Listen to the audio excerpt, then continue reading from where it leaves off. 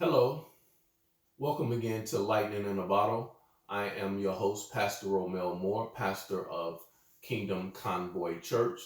Today, I want to talk about something that's going on in our nation, and it's called Black Lives Matter.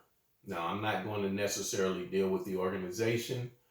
You can just go to their website and they pretty much do not try to hide what they're about. They've been exposed enough to the point where I don't have to regurgitate that particular point. But I do want to talk about just the topic of Black Lives Matter. All right. And so before we get started, I want to read a few scriptures to you from the book of Proverbs that I believe will help set this up. All right. So we're going to go over like 4 or 5 scriptures in the book of Proverbs. Proverbs 1, verse 7 reads, "The fear of the Lord is the beginning of knowledge, but fools despise wisdom and understanding," or an instruction. Proverbs 14:34, it reads, "Righteousness exalts a nation, but sin is a reproach to any people." Proverbs chapter 18, verse 2, "A fool have no delight in understanding, but that his heart may discover itself." Proverbs 28 and 26, our last scripture. "He that trusts in his own heart is a fool, but whoso walks wisely, he shall be delivered." All right. I wanted to go over those scriptures to set up as we delve into this whole subject of Black Lives Mattering. All right. Because some of the stuff we're doing, believing, and following is just foolish. Okay. And so I wanted to show you what the scripture says about fools and acting foolishly. All right. So the first point I want to make is Black Lives Matter to everyone except Black people. So I want you to just marinate on that for a second. Black Lives Matter to everyone but Black people.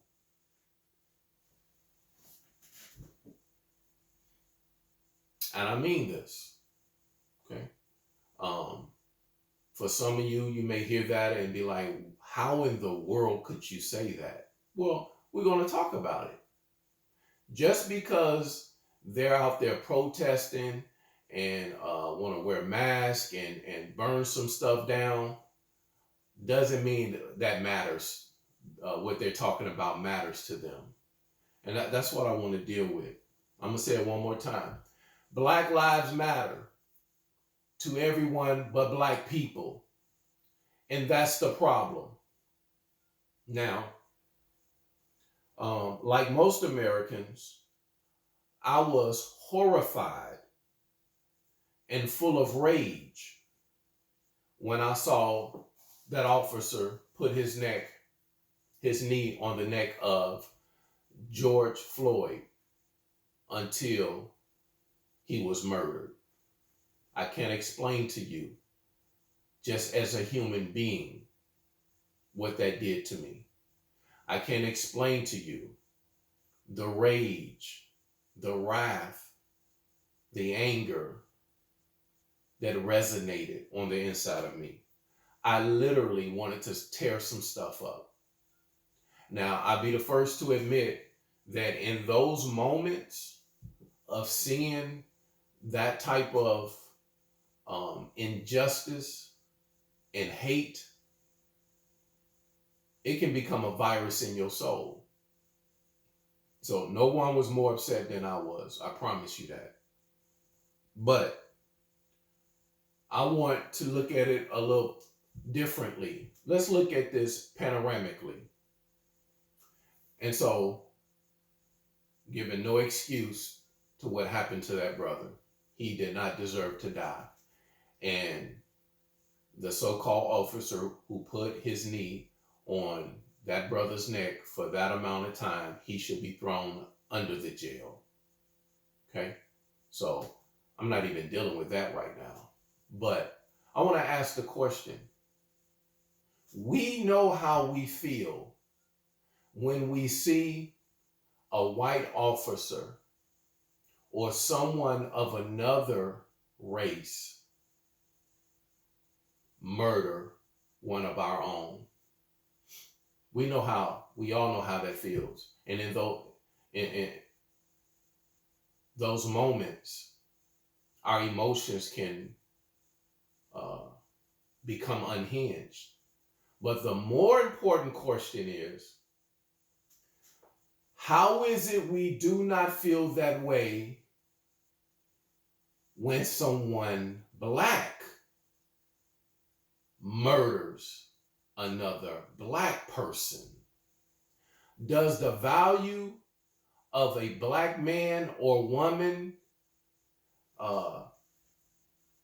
become more when a white officer take our life? Or is it the same no matter who take one of our lives? Justifiably, we felt the rage when we watch a George Floyd or any other person whose life is snatched from a police officer. But how is it we are so silent and there's no rage, there's no indignation, there's no fury when a black person take a life of another black person? And this is what I want to talk about, because this is the foolishness that we participate in when we want to take those same emotions when someone white take one of our lives and go to the street and burn down our own neighborhoods and harm people who did no harm to us. But on a day-to-day, week-to-week, month-to-month, year-to-year basis, we are committing our own genocide, and there's no rage about that. There's no protest about that. There's no organization about that. There's no marching on that. That's the insanity behind it. And that's what I want to talk about today. Black lives matter to everyone except black people.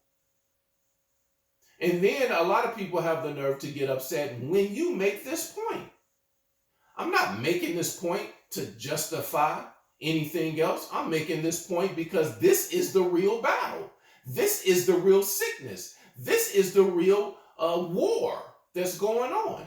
Self-genocide of our own race. Now,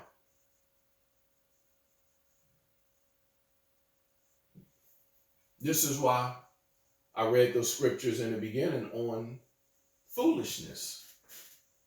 The fear of the Lord is the beginning of knowledge, but fools despise wisdom and instruction. So when we have this kind of conversation, which is more relevant than the other conversation? You know why it's more relevant? I'll explain to you why. Let's look at some numbers.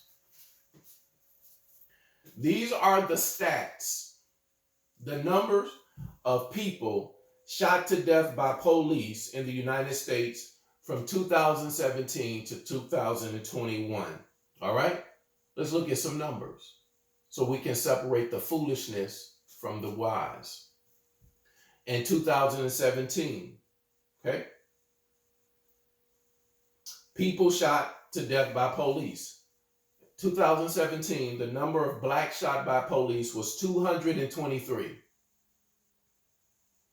The number of whites shot by police, 457. The number of Hispanics shot by police, 179. And they have a category called unknown. It's probably a whole blend. The person who was killed by police probably had 4 or 5 different nationalities. And so it came up under unknown. How that is designed, I don't know. But I'm including it in the stat. Okay. 2017, blacks 223, whites 457, Hispanics 179, and unknown ethnicity 84. Now,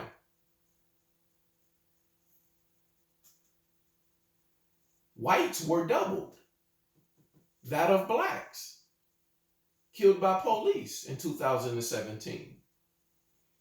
Now, in 2017, we probably can remember 1 or 2 black people that made the national news being killed by a Caucasian police officer, and those same raw emotions of rage and fury and anger rose to the top of our souls. Mm-hmm. And I'm not saying there's something wrong with that. Not at all. But a human life is a human life. Where was the raw emotions of anger and rage for the 457 white people that died? For the 179 Hispanics that died? For the 84 that came up under unknown that died? So this is the slippery slope. When do we put a value on the life based on race, color, ethnicity? When? Because it should never happen. But we have been so duped by the political system to use these things and weaponize them for their own benefit, which is to stay in power and get you, it's called the weapon of mass distraction, get you distracted about race again, not even realizing they're playing the race card to solidify their own greed and power. So I have to ask, how do you get mad at someone black dying at the hands of the police and didn't get mad at the 457 white that died at the hand of the police, the 179 Hispanic that died at the hands of the police?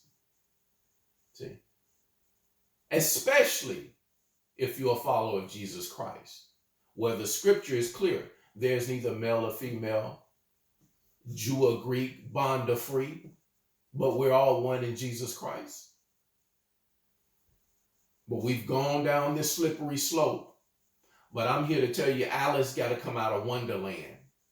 We got to get out of the foolishness of letting the enemy continue to manipulate us using identity politics and using race about everything. Okay? In 2018, we're still dealing with the number of people shot to death by police. In 2018, 209 black people were shot to death by police. 399, almost double again, white people shot to death by police. 148 Hispanics shot to death by police. And 204 that came up under unknown. In 2019, 235 black people shot to death by police. 370 white people were shot to death by police. 158 Hispanic and 202 unknown. In 2020, 241 black people were shot to death by police. 457 white people shot to death by police. 169 Hispanics shot to death by police, and 126 unknown. And just this year so far, in 2021, 30 black people have been shot to death by police. 50 white people have been shot to death by police. 20 Hispanic, and 112 unknown. So my question is, if we're going to be angry and upset about the loss of life at the hands of police, it should be equally employed. And in almost every case, white lives were taken by the hands of police almost double each year. So, is a black life worth more than a white life? Of course not. Is a Hispanic life worth more than a white life? Of course not. But we have succumbed to the wiles of the enemy when it comes to this, to the point where he's the Pied Piper, and once he began to play that song of race and identity politics, we line right up and follow right behind him until we go off the cliff of insanity. But I want to deal with this today because the bigger question is, justifiably we are upset when we see what happens to someone like a George Floyd. But where is the righteous indignation for the thousands that die at the hand of other black people in our community? That's when we need a checkup from the neck up. That is the bigger issue we need to deal with. And let me explain to you some of the reason why. Some of the reason why, especially if you grew up in the hood, on almost a daily basis, you're hearing about the carnage. You're hearing about so-and-so just killed so-and-so, and there was a drive-by over here, and gangs did this, and they did that, and this person murdered this person, and just the carnage. And so without even realizing it, as a black person in the black community, over the years, we've gotten numb to it. It became normal. But we don't hear about a white officer murdering in cold blood a black man. So the rare times where it happens in our country, it's fresh to us. But the black on black crime and carnage and genocide that is occurring right before our eyes, that has become normal. And so we're ready to go to the streets. We're ready to strap up. We're ready to burn some stuff down when we see a white officer take the life of an innocent black person. And I'm not saying anything wrong with that. I had those same emotions. But I had to check myself and say, how is it I hear about the loss of a black life daily, and I don't have the same rage I had when the white man took a black life? That means the problem is with me. That means the problem is with you. And we're the only ones that can address that problem. So I'm going to say again, Black Lives Matter to everyone but black people. Because we're the ones that's going to wait for that one time or two times throughout the year when it makes it to national news of a white officer taking a black life. But we have nothing to say besides, oh Lord, Lord have mercy, when on a night-to-night daily basis we hear about the carnage and merciless, horrific slaughter of our own people on a daily basis. That's why I want to talk about this today. Now, that's just with regular crime. I want to talk about something a little more deeper. And that is the murder of babies in the womb.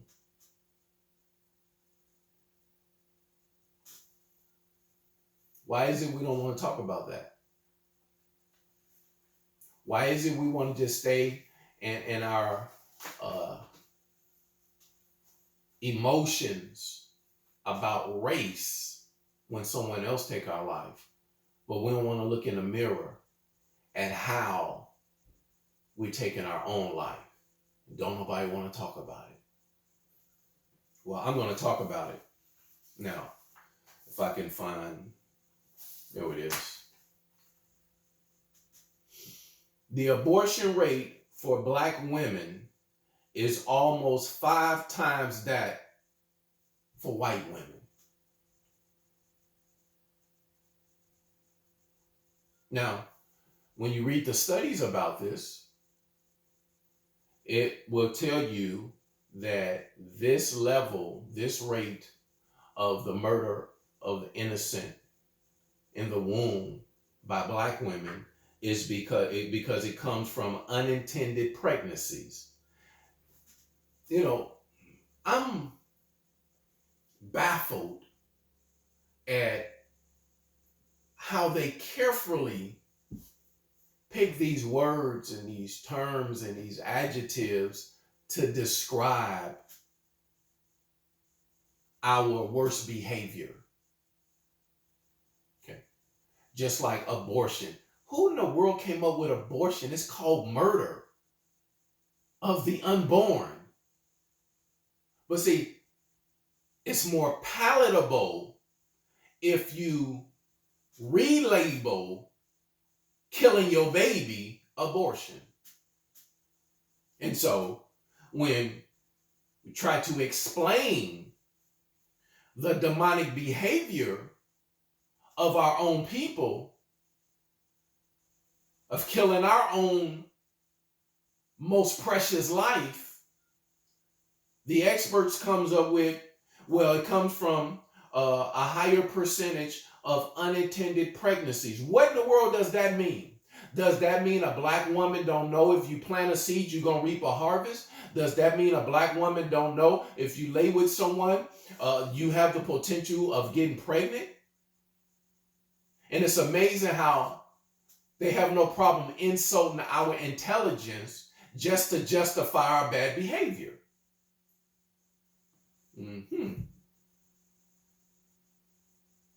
So, we know that Black women make up 13.9% of the percentage of all women in America, but 38% of all murders of the unborn in the womb. 13.9 to 38. Now, we can blame that on a whole lot of things. That's been rehearsed, regurgitated. I'm not going to go over it again. If you want to know about Margaret Sanger, the creator of Planned Parenthood, and her racism and diabolical plans to eliminate the Black race, you can look her up. I don't want to rehearse that today. I've dealt with that before. But It has nothing to do with Margaret Sanger today. It has to do with our own women making the decision after being irresponsible sexually to say, I am going to murder my child. Now, I don't care what no one says. There isn't enough white supremacists wearing a badge in all of America that can do more harm to us than we're doing to ourselves. There isn't enough so-called infiltrated bigots in law enforcement that can murder more than the black woman does to her own race on a daily basis. Black lives matter to everyone but black people. So, listen to this. 1,000 black babies are murdered daily. And we're ready to go to the streets. We're ready to burn down America. We're ready to tear some stuff up when we see one white officer take the life of a black man, justifiably so, as far as those feelings. But I'm asking, where's the rage? Where is the compassion? Where's the concern? Where's the heart for our most precious life, which is in the womb? 1,000 George Floyds die in the womb, but not by a bigot in a uniform, by his own mother. We won't talk about it in church. We won't talk about it in civil rights. We won't talk about it on no platform. Well, I'm going to talk about it. Because until we deal with that, all that other stuff ain't going to matter. You can go out there and protest all you want, but you still got to come back home and you still got to look another black person in the face, and you still need to have this conversation. When we're going to get mad at what we do to ourselves? When are we going to deal with the self-hatred of black people? When we're going to deal with the fact that in many of our communities, there's no value of life anymore? When 40 or 50 people can be shot in one weekend in Chicago, but you want to burn the city down because of a George Floyd, but we have on the blood on our hands daily and weekly. We don't want to march about that. That is irresponsible. That is immature, but that has to change. And the change starts by us dealing with it, by us talking about it, having a conversation about it, and standing up and doing something about it.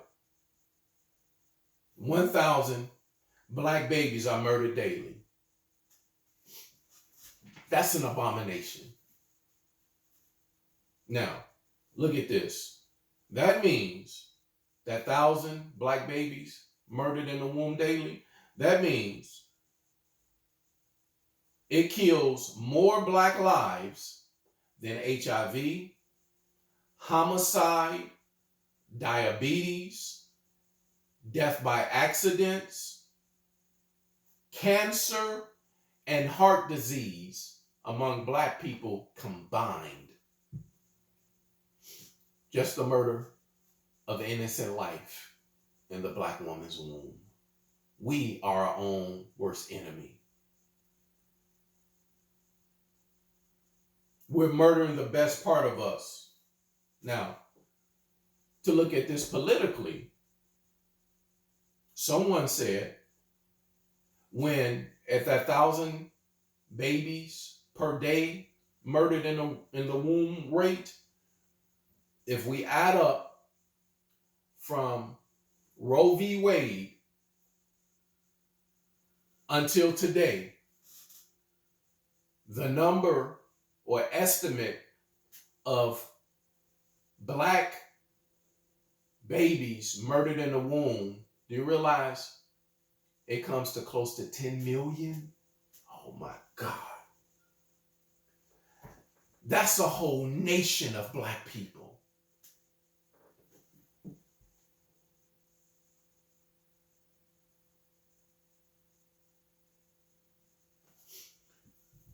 Looking at it politically, if the 10 million black babies had not been murdered in the womb, the voting power of the black community would now be at 16% rather than 13%. We have murdered 3% of our own population. Not the KKK, not bigots, not white supremacists, black people, black women.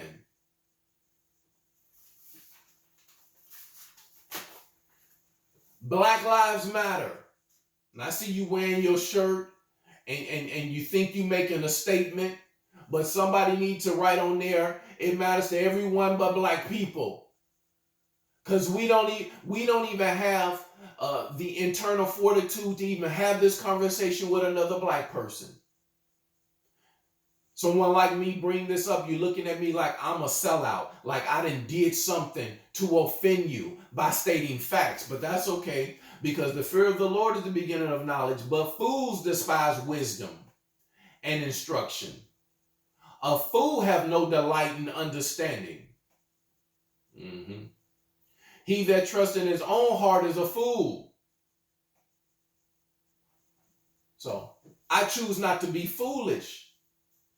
And because I love my people and I want to help my people and have spent the last almost 30 years doing exactly that, I'm willing to talk about the hard stuff. I'll walk away and let someone else deal with the fluffy stuff, with the easy stuff. Let's deal with us. Let us reason together. See, we need to deal with this. Young black men need to have this discussion with people like me and others. Young black women need to have this discussion.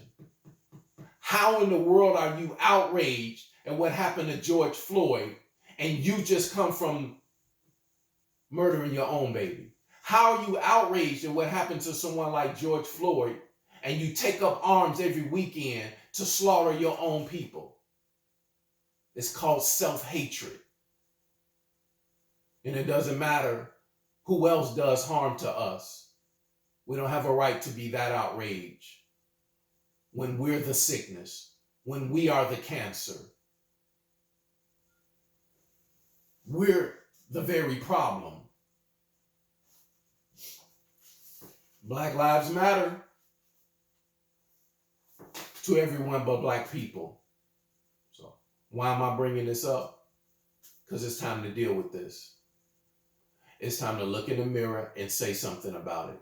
It's time to get your nieces and your nephews and have this conversation. It's time to get together with your aunties and your uncles and your cousins and sit down. Y'all talk about everything else and have this conversation openly. It's time to you post about everything else that's insignificant. It's time to post and say something and stand up for your own and for righteousness on social media. You don't want to talk about that because you know the ignorant, the foolish people who have no wisdom, who don't want to solve any problems, who just want to live in the moment of anger and outrage to tear some stuff down and loot and steal and harm someone that's innocent. But the real work is in the mirror. The real work is among our own selves. Because see, black people know how black people think about black people. Black people know how black people think about black people. And we want to call everybody else racist. We want to call everybody else bigots. But ain't nobody more afraid of black people than you. Nobody more disgusted with black people than you. Nobody talk about black people more than you. But we want to ride this wave of promoting white guilt and all this other foolishness. If we're dealing with race, as far as other races and identity politics, we have drank the Kool-Aid and the sugar at the bottom. The real work is first admitting that there's a problem and it has nothing to do with another race. The problem is us, me, myself, and I. The problem is how numb we've become to the carnage and genocide of our own people. The problem is we've accepted the fact that we can get up and live sexually free and try to avoid any consequences of it, and just go murder your baby because you had a good time, or he don't want to be with you no more, or you just figured it didn't work out, or whatever you coming up with. That is a life, a black life that you took, a black life that we take. And we've been taking it so long that we've become numb to it. We hear it and we see it on the nightly news, and we just don't say anything about it anymore. But let a George Floyd die and we ready to burn America down. What about your own baby? What about your own community? What about your own people, your own cousins that you know is taking life, your own neighbors that you know is murdering everyone else in the community, your own people? Where is the black pride? See? So we need some James Browns to begin to make more songs to remind us that we're black and we're proud. We need more preachers to hold up the bloodstained banner, to take the word of God and make us look in the mirror and stop being foolish and falling for identity politics while the real devils are standing in power and sitting back laughing at our own demise. God bless you.